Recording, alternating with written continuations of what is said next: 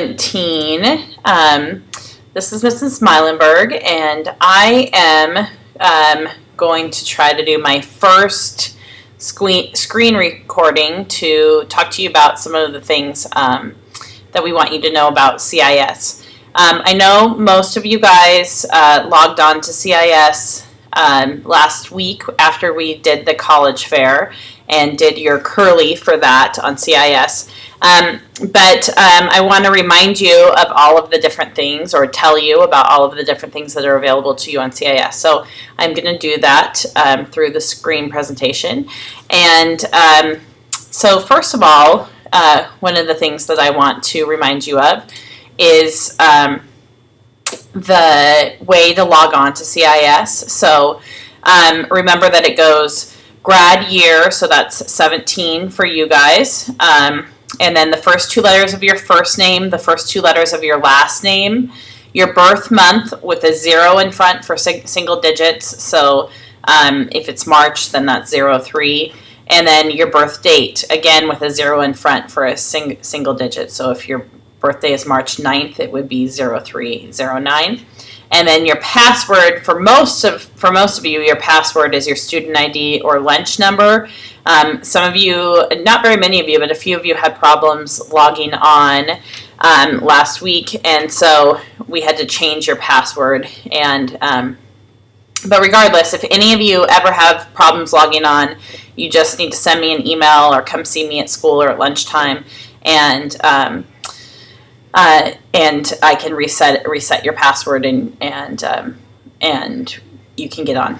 So the other thing that I just want to remind you of is that the CIS requirements are all part of your career education credit. So on this slide, I'm showing you the little box that is on your transcript when you get a copy of your transcript.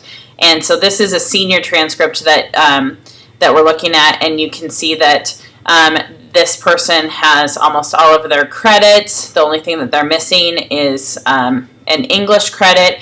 And then in the need column, it says career education credit. So we don't have a formal class for career education credit. We just have, we just do the CIS requirements. And then your extended essay is your senior project. So if you hear students from other schools talking about a senior project, that for us here at ISB, that is your extended essay. And so all of that goes into your career education credit, and we usually grant you those credits a few weeks or a month or so before graduation next year. So I'm going to switch out of this screen now and go back to CIS. I already logged on to CIS. When you log on, this is what it looks like.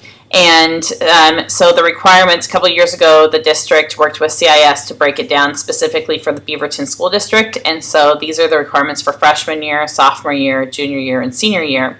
And so I'm going to click on the junior year requirements. And I'm just going to go through each one of these steps that you need to do in order to earn your credit for this year. And so actually, I forgot to mention on that last slide that I think that the new way that we are breaking down the career education credit is 0.125 each year, and so you must complete each of these steps each year in order to earn your 0.125 graduation or career education credit for the year. So step one is always just updating your personal information, and so that is making sure your first and last name are correct, your email is correct, your graduation year should already be in there, and your security questions. One of the things that you always want to make sure that you check is, yes, it's okay for the person helping me to view my portfolio. It isn't random people who view your portfolio. It's mostly just me, and maybe your advisory teacher or Mr. Swick if he is your counselor. And so if you don't click that box, then I can't verify whether or not you've completed your information. So then the next thing is myself. And so by this point, hopefully you have completed the skills, the interest profiler, and the reality check. But if you haven't done those things, those are really kind of interesting ways to explore different careers and what careers are a good fit for you. And so those are up here in exploration if you haven't done those yet. The interest profiler goes over, it lists a bunch of different activities that may or may not really be related to a job. Like the one I always think about is the building of cabinets, and whether you would like that or kind of like it or not like it. And it asks you a bunch of questions like that, and then it comes out with some jobs that match those kind of activities that you would like. The skills is similar to that. And then the work importance locator, that's your task for this time. It has a bunch of cards that you are going to match, and so it's where you put what you value in a job. And so if you think that one of your 4 most important qualities in a job is to make use of your abilities, then you're going to click here, and that goes on number 5. If that's not super important to you, then you can re-click it, goes back up there, and then you can click it on if it's like in between what is most important to you. And so you go through with each of these work value cards, and you place value on that, and then you can come down here and click results, and it will tell you what your top activities are in looking for a job. And so what your top values are in looking for a job, and what jobs might match those values. And so it's another way to look at a job, not just through interests, but whether or not you are going to find your work meaningful once you figure out what you want to do. And so these are all just tools for you to use to kind of decide what you want to do after you get out of high school. So let's go back to the junior year. Let me just check. The occupation sort, it's similar. You select factors that are important to you, like if it's important to you to advise other people, then that goes on number 1. And you can always, once you have a couple of things in there, you can move them up and down once they are in there. And so then once you click on continue, then it will again match what activities or what factors are important to you in a job with actual careers that are in the job. So another useful tool for just kind of weeding through all the things that are out there for you to do and finding something that's important. Research and goals. So this has to you can put in career clusters that you are interested in and save that to your portfolio. So if you don't know specifically that what you want to do in health sciences, but you know that you want to do something within health sciences. You know you want to be a doctor or a nurse or do research in the medical field. And so you can click that. Or if you're considering that or engineering, you can click both of those, and then you can save those things there. And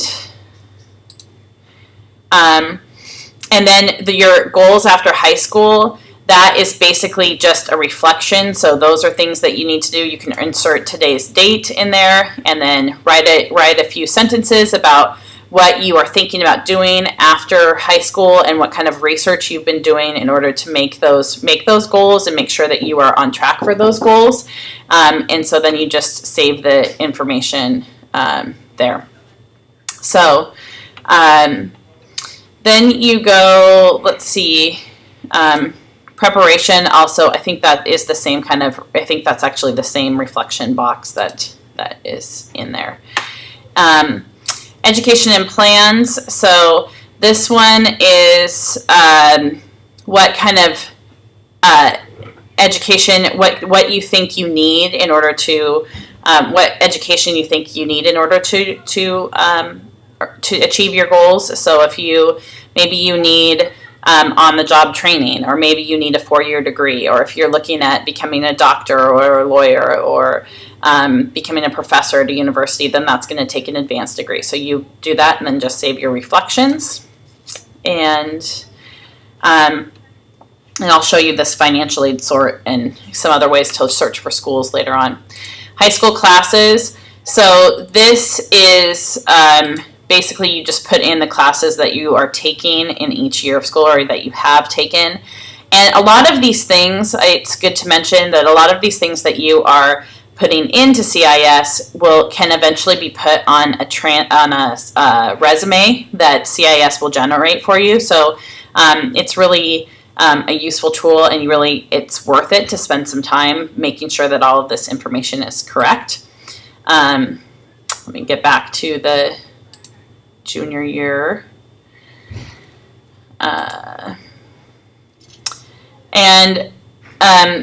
So then there's also these reflections, again, on your learning activities for the school year, what you're thinking. So these are just like write your reflections on there about what you are thinking about doing. And if you're on track, those are just reflection boxes. And then they always have recommended activities for you to do, like attend one of the district-wide parent nights and add reflections. Those can also count, I think, they can count as curlies as well. I want to spend some time talking about activities and achievements. This one is really important to do because this one directly goes onto your resume that you can create. It also connects to the Oregon student. Oh, I can't remember what it stands for, but the OSAC scholarship, which is Oregon's scholarships just for Oregon students. That's something that you'll do next year. And so one of the things that you can do if you have all of your information in here is connect your resume directly with that scholarship. And so you don't have to connect you don't have to make a whole new activities chart. You can just put in what you have here. So you can put in your activities.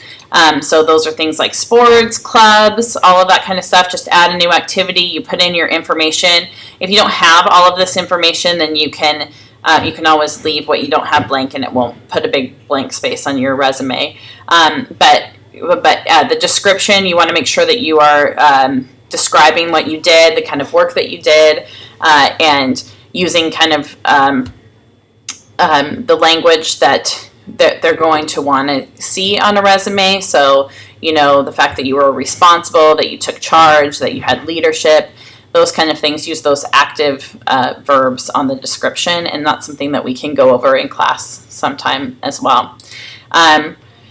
And so the achievements are things like awards, or if you got one of the IB Learner Profile Awards, or you were a National Merit Scholar, or you achieved something for your Boy Scout troop or your Girl Scout troop, or you won a big dance competition or something like that. So you can put those in here for your achievement or your awards and achievements. Work history. If you have worked over the course of high school, you really need to put that in. That says a lot about you.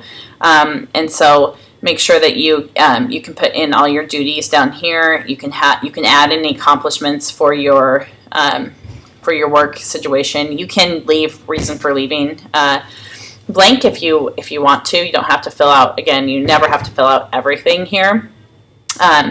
But that's always good information to have as well. And again, this will all go on your resume. And then service hours, this is where you can record. I know you already have CAS reflections on ManageBack. So you don't have to put in as much information. You wouldn't want to, because this is resume information. But anytime you're doing a CAS activity and you have service hours, you might as well save it on here and have it be part of your resume and your activities chart that you'll later send on to OSAC. So, and this one takes a lot less work, I think, than ManageBack. Let's go down here to standards met. These are the Smarter Balanced. I think all of you guys took Smarter Balanced last year. So These you can just, if you've passed the Smarter Balance test, you can just say I've just demonstrated proficiency in reading and then save it.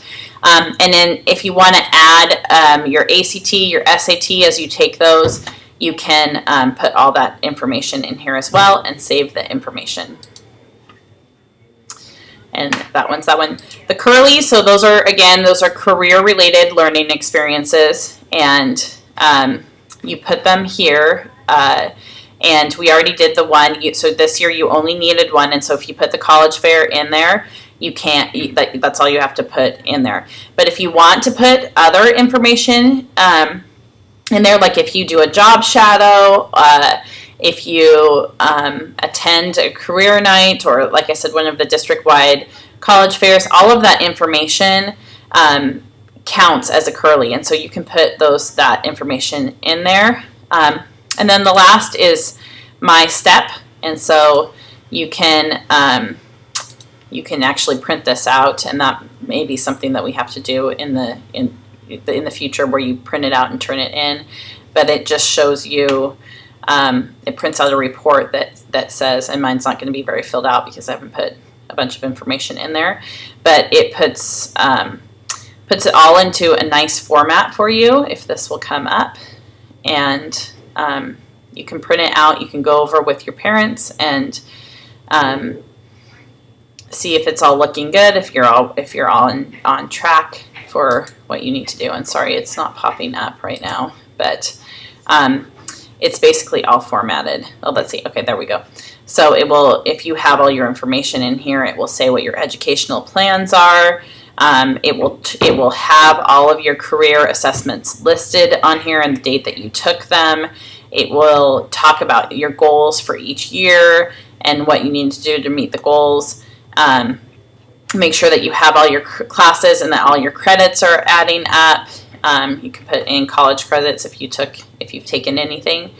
And these have your career-related learning experiences on here.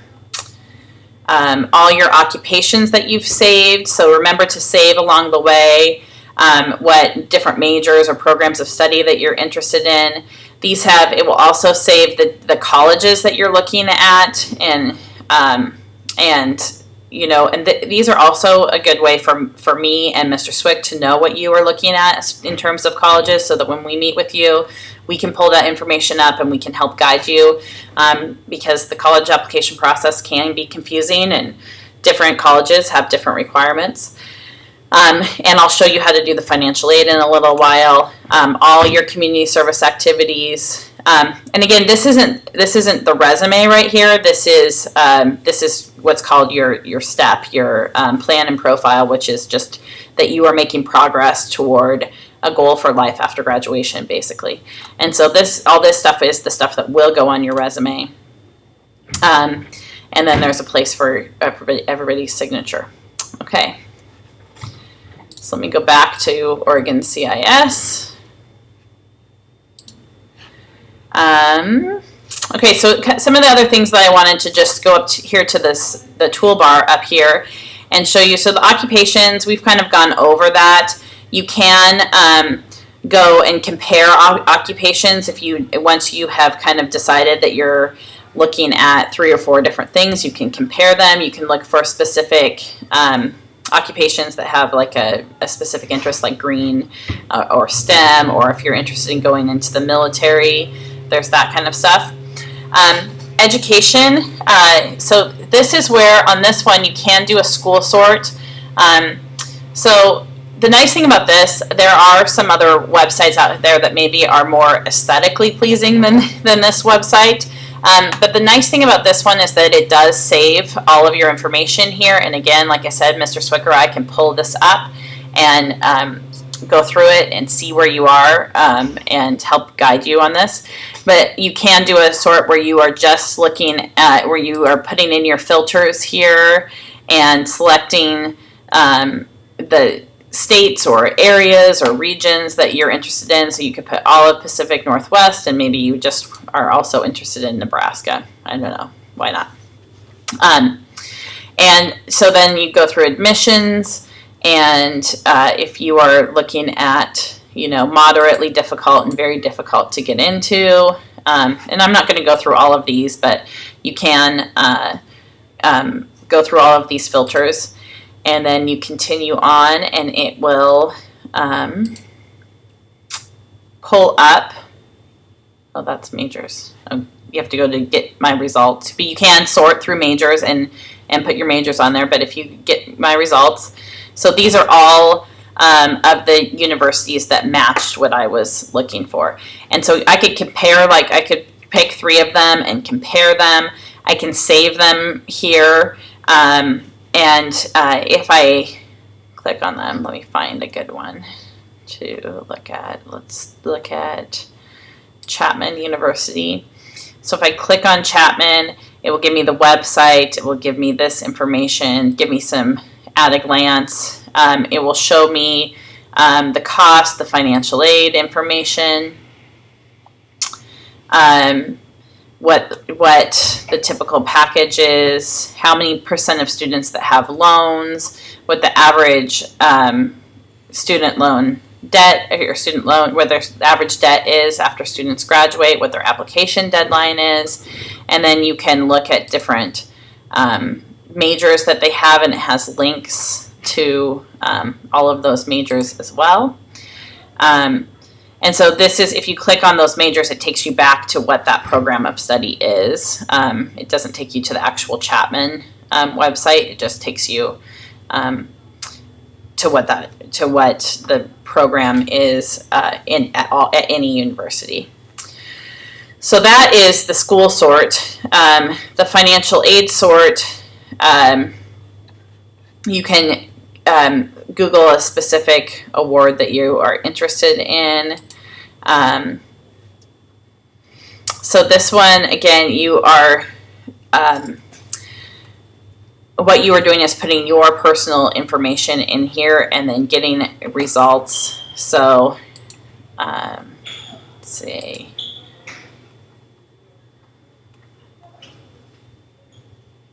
I'm trying to do something just quick here.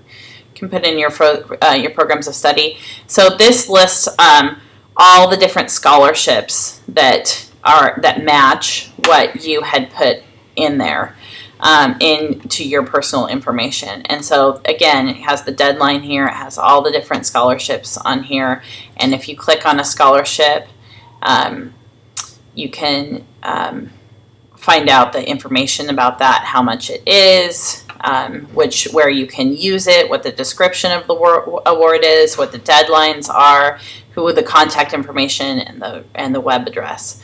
And so there's lots of good information. And again, you can save it, and then you have that for later on. So you can write any reflection in here.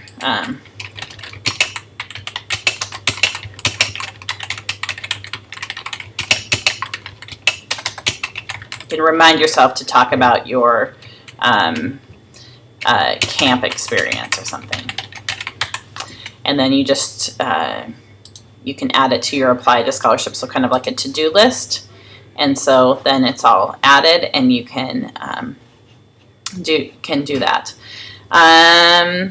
So again, I don't want to give you too much information. I probably already have. But there's lots of different tools on here that you can compare different schools, and you can also connect different majors to scholarships. This is a tutorial on how to do that. It's like another video that you can watch. Employment, you can also look on here right now. You can even search for jobs right now. And one of the reasons that the district went with CIS is because you always, I think for forever, you have access to your CIS account. So if you remember your logon information, or you can contact me as long as I'm here to get you, if you forget your password, you can get into CIS and you can look for those jobs even if you're in college or out of college. And so all of that information is there. And so then the last tab is your portfolio. So this is where you access all of the things that you've saved. You can print out that my steps that I just did. You can look at your checklist to see if you've done what is required for each grade level. You have your Beaverton School District requirements, all of that kind of stuff. This is where you do the resume creator, so you can click on that and you can print out your resume. And then these are all your saved favorites, like the your sort assessments and results, your stored files. Oh, and here you can actually, I just noticed this yesterday, like if you want to store a resume in here, or if you find some great links that you want to put in here, you can, all of that information you can store in here, and then you can access it under your portfolio. And then this is that activities chart that is the Oregon, I can't remember, it's access and completion, Oregon Scholar, I can't remember what it stands for, but anyway, Office of Student Access and Completion, that's what it is. If you click on that, then you can create your activities chart, and then you just have it. You don't have to do a whole new one. You'll just upload it to OSAC next year when you apply for those scholarships. We'll talk about the application tracker more next year, but this is where you can track your applications to colleges once you have that. And again, that scholarship that I just put on there, that is now on my Apply for Scholarship page. So next year, if you want to, you can put all of your college stuff in here and make sure that you are on track, that you've taken your exams, that you've done all the stuff that you need to do. The Apply tab has all of the, so these are all the colleges that you're applying to, what your interest level is, any notes that you want to put on there. And so it's good. Again, my biggest problem with CIS is that I think that there's some aesthetics that are not great on the website, but I think it has a lot of useful information and tools that you can use in this whole journey to the next step after graduation. So that is CIS, and what I'm going to leave you with now is a TED Talk that I found interesting, that I had some of the younger classes watch last advisory. And so I am going to put that on now and back away and have you watch it. Thanks for listening to me. And if you have any questions on CIS, please let me know.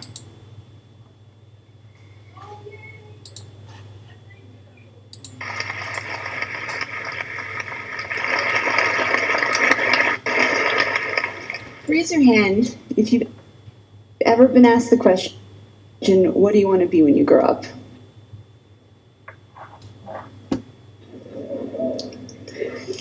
Now, if you had to guess, how old would you say you were? You can just hold up fingers.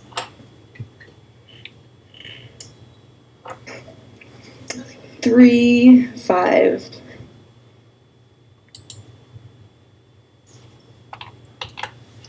Okay, I think I am going to just provide this link because this is not working super well. So I'm going to send the link to your teachers and have them click on it from there. And again, let me know if you have any questions on CIS or any of this stuff. Thank you.